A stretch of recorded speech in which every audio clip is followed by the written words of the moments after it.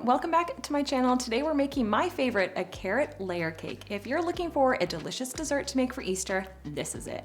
It's moist, flavorful, and topped with a creamy cream cheese frosting, so let's get started. First things first, let's get that oven preheated, set it to 350 degrees, and grab two 8 or 9 inch round cake pans. You'll grease them with some non-stick spray. You also want to line the bottom of the pans with parchment paper and grease those as well. This is going to ensure that your cakes come out perfectly without any sticking. In a large mixing bowl, we're going to whisk together all of our dry ingredients. Whisk together 2½ cups of all-purpose flour, 1 1/4 teaspoons of baking powder, 1 teaspoon of baking soda, 1½ teaspoons of ground cinnamon, 1/2 teaspoon of ground nutmeg, and 1/2 teaspoon of salt. Just give everything a good whisk to combine and then set the bowl aside for later.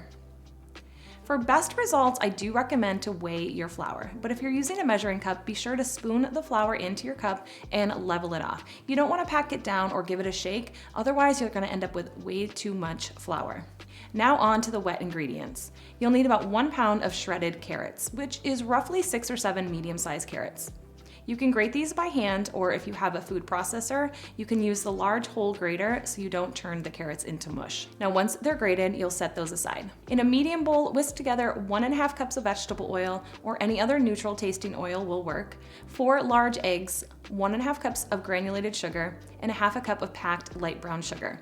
Just whisk that all together until it's smooth and combined. Now take your wet ingredients and gradually add them to the dry ingredients, just stirring gently with a spatula until just combined. We don't want to overmix at this point, so once the flour is incorporated, you want to stop mixing. The more you mix, the more gluten is formed, and this is what's going to make your cake overly chewy. Now, don't forget to fold in those beautiful shredded carrots, making sure they're evenly distributed throughout the batter. Then just divide the batter evenly between those 2 prepared cake pans and go ahead and pop them into the oven. You'll bake them for about 35 to 40 minutes or until a toothpick or skewer comes out clean when inserted into the center of the cake. Be sure to rotate the pans halfway through the baking time to ensure that they bake evenly. Once they're done, let the cakes cool in the pan for about 10 minutes and then invert them onto a cooling rack to cool completely. You want to let them rest there for about 2 hours or so until they're at room temperature before we frost them. Now while the cakes are cooling, we can go ahead and make what I think is the best cream cheese frosting. In a stand mixer, or you can also use a hand mixer, you'll beat together 1 stick of softened unsalted butter and 8 ounces or 1 block of softened cream cheese until it's smooth and creamy. Then you'll gradually add in 4 cups of powdered sugar and about 1/2 cup at a time just to make sure it's fully combined after each addition.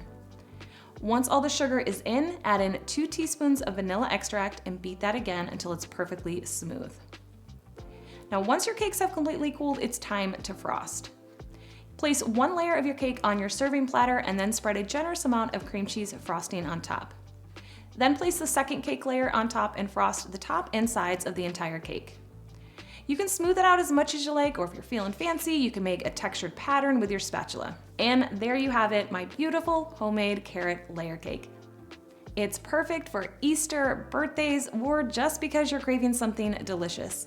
If you love this recipe, don't forget to hit that like button and subscribe to the channel for more tasty treats.